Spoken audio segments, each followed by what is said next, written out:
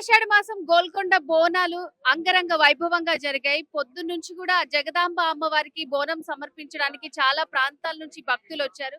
So ఇక్కడ చూస్తున్నాం మనం ఎంత అందంగా అమ్మవారి కోసం బోనం సమర్పించడానికి స్టార్ట్ అయ్యారన్నమాట. సో మరి వీళ్ళు ఎక్కడి నుంచి వస్తున్నారు, వీళ్ళు ఏమనుకుంటున్నారు, అమ్మవారిని ఏం మొక్కుకున్నారు, వారి మాటలో అడిగి తెలుసుకుందాం. నమస్తే అండి, మీ పేరు ఎక్కడి నుంచి వస్తున్నారు?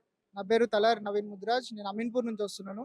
ఎంపీసీ బైపీసీ విద్యార్థులకి ఒక వరం సిఏ సిఎంఏ కోర్సులు. సిఏ సిఎంఏ చదివే విద్యార్థుల్లో 40% మంది ఎంపీసీ మరియు బైపీసీ విద్యార్థులే. Master minds. ప్రతి సంవత్సరం ఆషాఢ మాసంలో మొదటి వారం ఏ వారం వస్తే ఆ వారం, ఆదివారం కానీ మనకి ఏ వారం వస్తే ఆ వారం మేము ఘనంగా పావనిమోనంతో బోనం చేయడం జరుగుతుంది. మేము ఈ అమ్మవారిని నమ్ముకున్నాము. మాకు ఎప్పుడు బోనం తీసినా మాకు ఆ సంవత్సరం చాలా మంచి జరుగుతుంది. అందుకే మేము కంటిన్యూగా బోనం తీస్తున్నాం.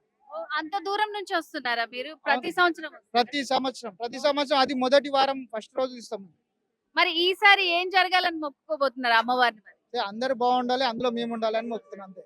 ఓకే అండి. సో మరి ఈసారి ఎట్లా అనిపిస్తుంది? ప్రతిసారితో పోలిస్తే మీకు ఏర్పాట్లు గాని అవన్నీ మంచి అనిపిస్తున్నాయా? చాలా బాగా అనిపిస్తుంది అండి. డిపార్ట్మెంట్ కానీ, గుడికి సంబంధించిన వాళ్ళు కానీ అందరు కూడా భద్రతగా సంబంధించి కానీ మంచి చేస్తున్నారు. సో చాలా మంది వచ్చారు. మీరు మొత్తం ఎంత మంది వచ్చారు? మీరు చాలా మంది వచ్చామండి. మేము 300-400 మంది వచ్చాము. ఇంకా చాలా మంది ఇంకా లోపల కూడా వెయిట్ చేస్తున్నారు మా కోసం.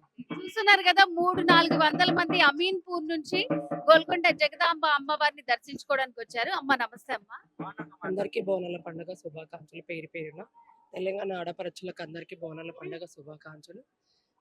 దాదాపు ఇక్కడ నేను 10 years నుంచి అమీన్పూర్ తలారి నవీన్ ముద్రాజ్ అన్న ప్రతి తొలి బోనము అమ్మవారికి సమర్పిస్తాడు. ప్రతి ఏడాది కూడా ఏడాది కూడా పాడి పంట చల్లగా ఉండాలని చెప్పేసి అందరూ అందులో మేము ఉండాలని చెప్పేసి ప్రతిసారి బోనం తీస్తాడు. సుమన్ టీవీలో మీ పర్సనల్ అండ్ బిజినెస్ ప్రమోషన్స్ కోసం కింది నెంబర్కి కాంటాక్ట్ చేయండి.